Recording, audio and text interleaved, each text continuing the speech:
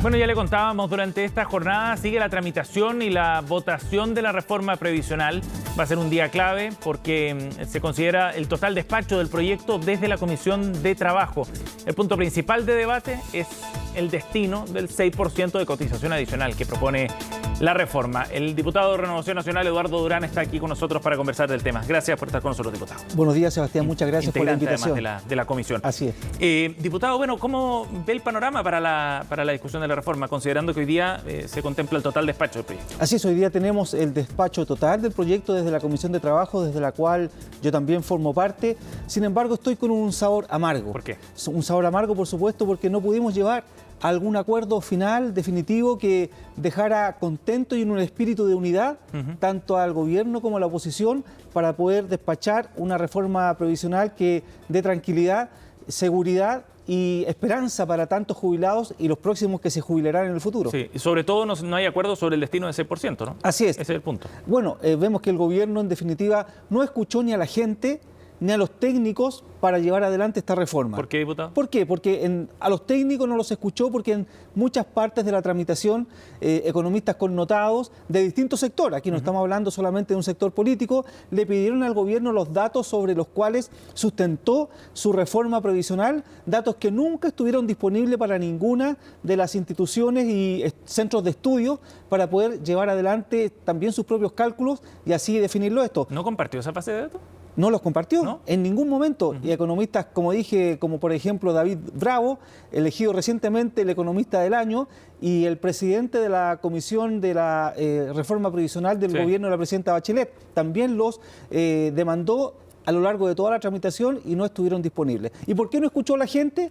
Porque en su gran mayoría la gente quería que el 6% de cotización adicional a cargo del empleador fuera a sus cuentas individuales. Diversas encuestas, más de 6, 7 encuestas, dicen que un 60% o más de los chilenos quieren que ese 6% vaya a su cuenta personal. Hay también, y no me cierro esa posibilidad, de un porcentaje de la población, alrededor de un 30, un 40, que también estarían conformes con hacer entregar solidaridad. De lo cual yo, como diputado Eduardo Durán, y hablo por mí, tampoco estoy en contra, pero sí hacerlo de una forma correcta, donde ese componente de solidaridad no vaya por ninguna forma al reparto, pero sí se haya focalizado. Ese punto es interesante, porque el gobierno propone esta fórmula del 3-2-1. También ha surgido otro grupo de 12 diputados que presentaron una indicación para hacer una distribución de 3 y 3. 3 puntos a cotización individual, 3 puntos a este sistema solidario. ¿Esa fórmula tampoco los convence? Bueno, es que aquí el punto principal es la ideologización de este proyecto, de que el gobierno de ninguna parte, de ninguna forma, quiere que esta parte de solidaridad vaya focalizado a los grupos que lo más lo necesitan, como por ejemplo las mujeres. ¿Ya? Aquí hay una enorme cantidad de mujeres, las conocidas por todos nosotros, las dueñas de casa, ¿ya? Que decidieron en su vida dedicarse a formar a sus hijos, a sus familias, y no ingresaron al mundo laboral, ni tampoco a lo mejor muchas de ellas estudiaron. ¿Y qué vamos a hacer con ellas cuando se jubilen? ¿Vamos a dejarlas que, disculpe la palabra, que se frían, que se la arreglen como puedan? No, de ninguna manera. Este sistema debe contemplar la solidaridad, ¿ya? Pero también debe hacerse en forma focalizada en los grupos que más lo requieren. Y usted muy bien lo dice. Si vamos al extremo, ¿cierto?, de no querer compartir solidaridad, bueno, está la PGU, que se creó en el gobierno del presidente Sebastián Piñera, que ha doblado las pensiones de la gente que tenía la pensión básica solidaria y que esperamos que en el futuro también crezcan, pero este gobierno tampoco quiere legislar, ¿cierto?, en forma separada, como lo prometieron en su discurso de campaña, que la PGU aumentaría en el gobierno del presidente Boric. Pero el problema de separar el proyecto es que se debilita la otra parte, ¿no? Se legisla sobre un tema y además esto hay que verlo de manera holística también, pues, en conjunto. Pero, diputado, hagámonos cargo de algunos de los argumentos que ha entregado el gobierno.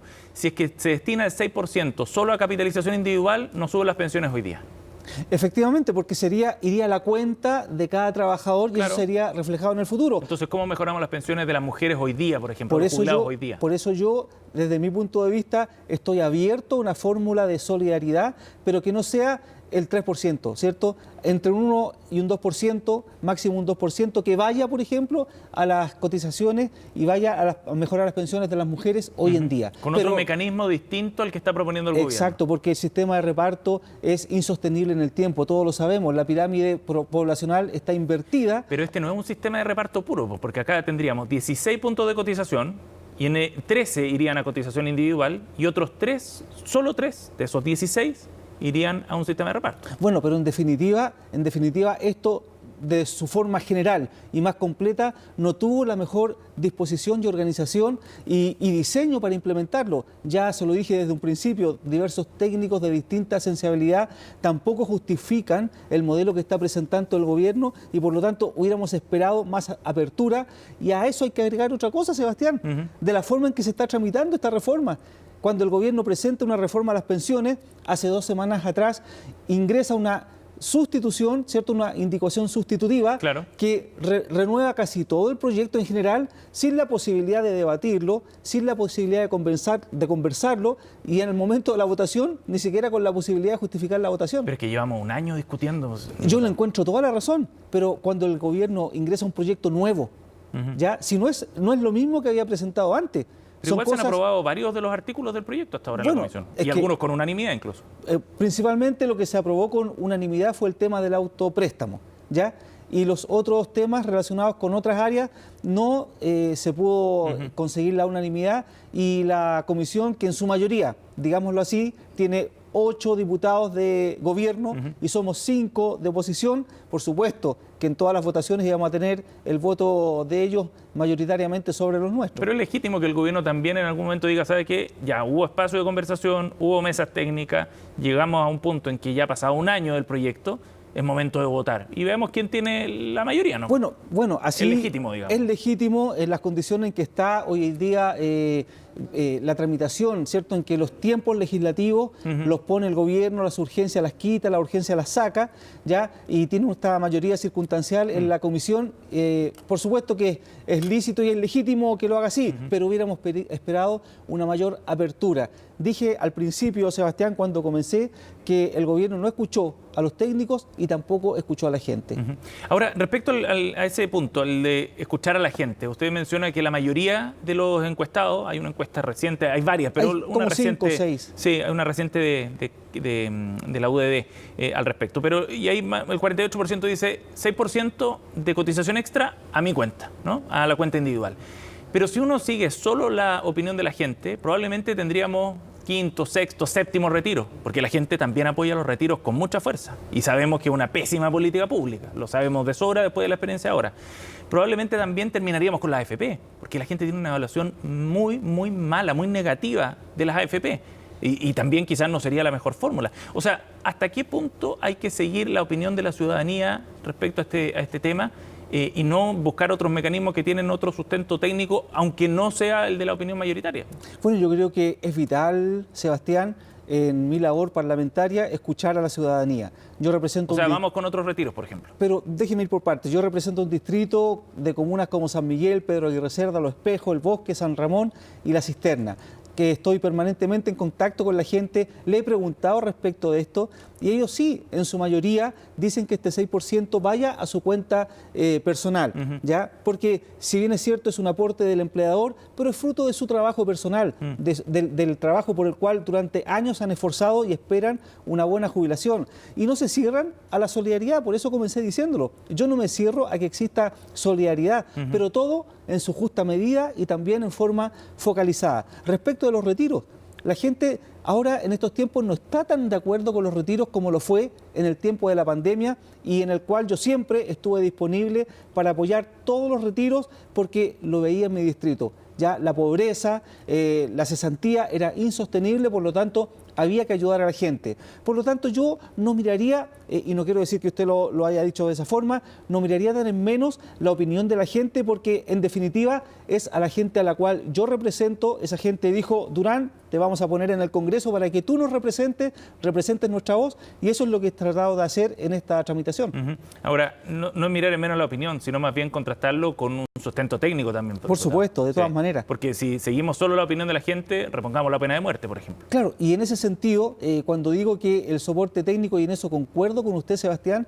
ya lo dije, diversas agrupaciones y centros de estudio demandaron por mucho tiempo y hasta el día de hoy los datos del gobierno para hacer los propios cálculos y llegar, por ejemplo, a cuál sería la tasa de reemplazo de esta reforma a las pensiones que el gobierno aún tampoco dice. No se ha entregado ese informe todavía, ¿no? Se ha entregado. Porque convocó a Rodrigo Vergara y a Paula Benavides. Si exactamente, no se ha entregado la tasa de reemplazo, y para que la gente entienda qué es la tasa de reemplazo, es la pensión, ¿cierto?, que va a recibir, más o menos cuánto se va a parecer a los últimos sueldos que tuvo durante su vida laboral.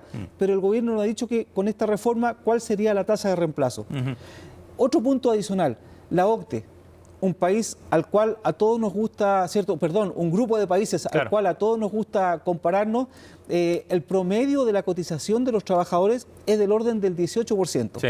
Aquí en Chile se cotiza el 10,2% y con este 6% habríamos llegado, en el mejor de los casos, a un 16%. Pero ahora no, con esta reforma ni siquiera el 13%, porque va a haber una, disculpe la expresión, una repartija ahí que el gobierno creó en su reforma, en que los trabajadores ni siquiera al 12% de cotización real van a llegar. Okay, diputado, hablando de la OCDE, ¿los países de la OCDE tienen componentes también de reparto? Sí. Hay muchos países que están implementando hoy día un sistema de capitalización individual o fortaleciendo ese aporte de capitalización individual, pero son sistemas de reparto. Entonces, como nos gusta parecernos a los países de la OCDE, pero en algunas cosas, no en todas. Pero no en su mayoría. Hay muchos países también de la OCDE que cuentan solo con capitalización individual. Y esto no significa, y me gustaría dejarlo claro, que nosotros estemos defendiendo la AFP.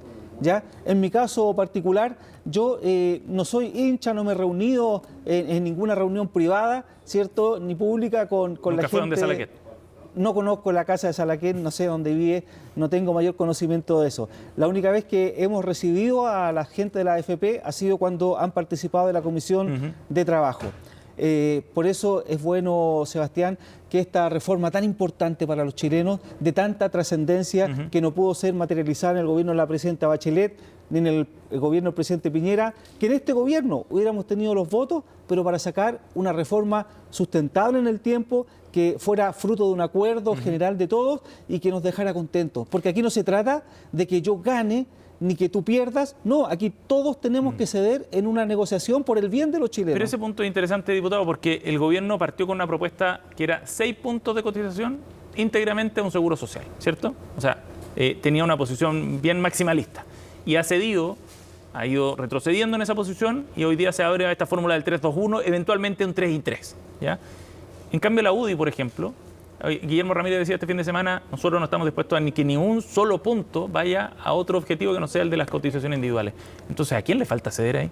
Bueno, yo no estoy de acuerdo con esta posición de la UDI, si es que Guillermo Ramírez representa a todo su partido, puesto que, como lo comencé diciendo, yo estoy abierto a la solidaridad. Yo creo que este problema de las pensiones se nos escapó tanto de las manos en tanto tiempo que es un problema de la sociedad. Ya no es un problema, claro, ya no es un problema de cada trabajador que cómo tiene que velar por su futura pensión. Esto se nos escapó de las manos y ya es un problema de toda la sociedad. Por lo tanto, todos tenemos que hacernos cargo y ser solidarios con aquellos, como por ejemplo lo mencionaba, con este grupo tan especial que ha dado tanta fortaleza a nuestro país, que ha formado a generaciones como son las dueñas de casa. Diputado, y en esa búsqueda de un mecanismo de solidaridad, con un 2 o 3%, después se podrá ver eso, pero ¿le gusta el concepto del seguro de longevidad? Es un tema que desde demócratas en su momento plantearon como una alternativa.